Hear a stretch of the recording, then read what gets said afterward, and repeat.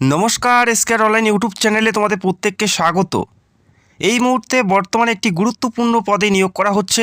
Group C লেভেলের পোস্টে নিয়োগ করা হচ্ছে, পুরোপুরি সরকারি পদে এবং স্থায়ীভাবে নিয়োগ করা হচ্ছে শুধুমাত্র মাধ্যমিক পাশে। ভিডিওটা একদমই স্কিপ করবে না। কেন গুরুত্বপূর্ণ নিয়োগ বলছি ভিডিওটা দেখলেই বুঝতে পারবে। আর প্রথমে জানিয়ে দিচ্ছি, এখানে কম্পিটিশন অনেকটাই কম আছে, সুযোগ কিন্তু প্রত্যেকেরই রয়েছে। তো 15ই জানুয়ারির থেকে আবেদন শুরু হয়েছে, আবেদন চলবে ফেব্রুয়ারির 4 তারিখ পর্যন্ত। ফেব্রুয়ারি মাসের 4 তারিখ পর্যন্ত তোমরা এখানে অ্যাপ্লাই করতে পারবে এবং পরীক্ষার তারিখও কিন্তু অলরেডি ঘোষণা করে দিয়েছে। ফেব্রুয়ারির 28 থেকে মার্চের 1 তারিখের মধ্যে টেন্টেটিভ তারিখ কিন্তু ঘোষণা করেছে, অর্থাৎ খুব তাড়াতাড়ি নিয়োগ প্রক্রিয়া সম্পূর্ণ হবে এবং খুব তাড়াতাড়ি জয়েনিং করা হচ্ছে। বাংলা ভাষায় পরীক্ষা দিতে পারবে, নিজের রাজ্যে পোস্টিং হচ্ছে সরকারি পদে, যেখানে ভালো মানের বেতনে নিয়োগ করা হচ্ছে। রাজ্যের যে কোনো প্রান্ত থেকে মেল ফিমেল প্রত্যেকে আবেদন করতে পারবে। তো ভিডিওটি দেখো, এই নিয়োগের প্রত্যেকটা তথ্য স্টেপ বাই স্টেপ তোমাদের দেখিয়ে দিচ্ছি। তো প্রথমে দেখে নাও, অ্যাপ্লাই করার জন্য তোমাদের বয়স কত থাকতে হবে। 1 জানুয়ারি 2026 অনুযায়ী তোমাদের বয়সটি ধরা হচ্ছে বা ক্যালকুলেট করা হবে। 1 জানুয়ারি 2026 অনুযায়ী বয়স ধরা হচ্ছে। 18 থেকে 25-এর মধ্যে প্রত্যেকে আবেদন করতে পারো। যারা জেনারেল প্রার্থী 18 থেকে 25-এর মধ্যে বয়স থাকলে প্রত্যেকে অ্যাপ্লাই করতে পারো। যাদের ডেট অফ বার্থ 0201-2001 থেকে 0101-2008-এর মধ্যে, তারা প্রত্যেকে এলিজেবল। পাশাপাশি এসসি এসটি 5 বছর অর্থাৎ 18 থেকে 30, আর ওবিসি প্রার্থী 18 থেকে 28 পর্যন্ত এখানে অ্যাপ্লাই করতে পারে। এবং যারা ফিজিক্যাল ডিসেবল প্রার্থী তারা ক্যাটাগরি ওয়াইজ ছাড় পাচ্ছে। তো যারা জেনারেল 18 থেকে 25, এসসি এসটি হলে বয়সের ছাড় থাকছে। তো ভিডিওটি দেখতে থাকো, আর কি বলা আছে এই নিয়োগের প্রত্যেকটা তথ্য দেখে নিচ্ছি। এখানে অ্যাপ্লাই করার জন্য শিক্ষাগত যোগ্যতা কি থাকতে হবে, এডুকেশন কোয়ালিফিকেশান, যেটা 1 জানুয়ারি 2026 অনুযায়ী ধরা হবে। এখানে বলা আছে তোমাদের এই তারিখের আগে মাধ্যমিকটি কমপ্লিট করতে হবে, অর্থাৎ 10 স্ট্যান্ডার্ড তোমাদের পাস করতে হবে। শুধুমাত্র মাধ্যমিক পাস করলেই তোমরা এখানে অ্যাপ্লাই করতে পারছো। সিম্পল মাধ্যমিক পাস করলেই তোমরা এখানে অ্যাপ্লাই করতে পারছো।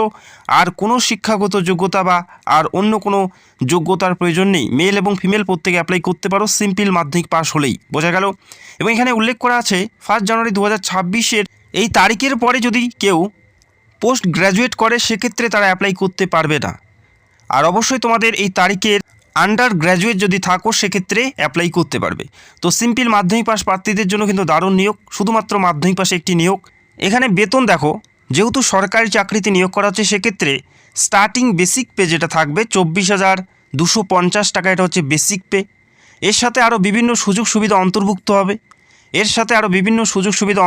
হবে। তবে প্রথম মাস থেকে গ্রস স্যালারি যেটা তোমরা পেতে পারো 46,029 টাকা, একটা ভালো মানের বেতন শুধুমাত্র মাধ্যমিক পাশে, বোঝা গেল।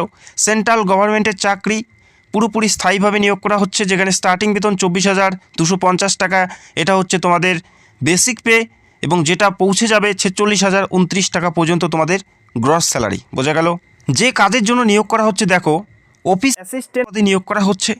অফিস অ্যাসিস্ট্যান্ট, অফিসের যে সমস্ত কাজগুলো থাকে সেই সমস্ত মেনলি তোমাদের কাজ করতে হবে। সেই মেনলি কাজগুলো তোমাদের কি থাকে আশা করি প্রত্যেকে জানো। সেই অফিসের যে কাজগুলো অ্যাজ এ অ্যাসিস্ট্যান্ট হিসেবে সেই সমস্ত কাজগুলো করতে হচ্ছে।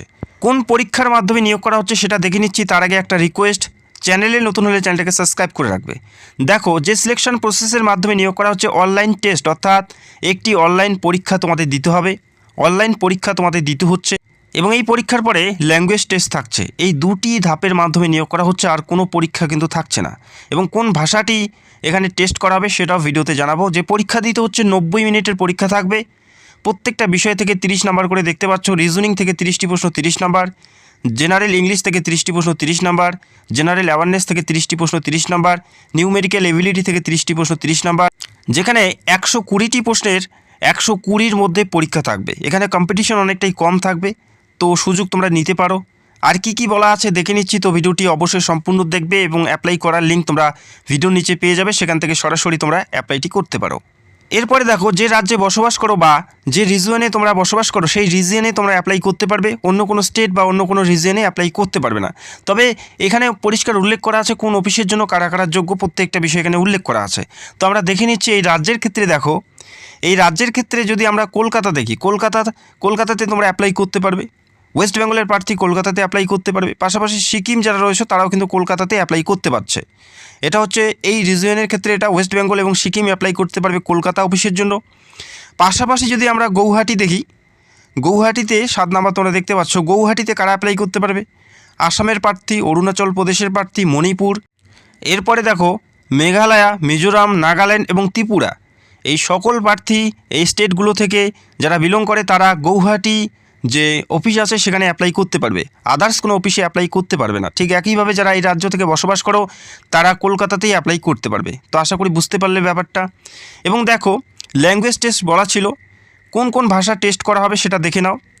এখানে যারা কলকাতা অফিসের জন্য অ্যাপ্লাই করবে বেঙ্গলি অথবা নেপালি যে কোনো একটি ভাষা পড়তে, লিখতে, বলতে জানলেই তোমরা এখানে অ্যাপ্লাই করতে পারো।